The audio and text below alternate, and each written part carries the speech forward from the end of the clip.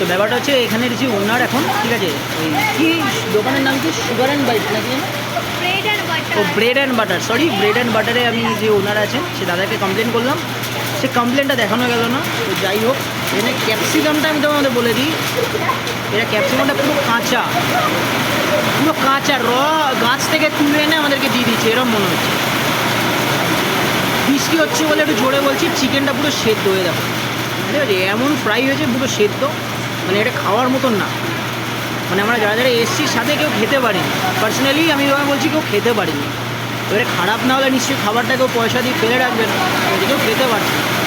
Even কি ক্যাপসিকামগুলোকে লোকে আলাদা করে রেখে দিচ্ছে, তাহলে এটা তোমাদের বোঝা যাচ্ছে যে কীরকম লেভেলের চিকেনটা খেতে। আর 200 টাকা যা চিকেনের কোয়ান্টিটি, একজনের খেয়েও পেট ভরবে, এটাই হলো ব্যাপার। তো এবারে তোমরা ডিসাইড করো তোমরা এখানে আসবে কি খাবে না, তোমাদের পার্সোনাল ব্যাপার, কীরকম লেগেছে বা কী হয়েছে আমাকে কমেন্ট করে জানাও তোমরা।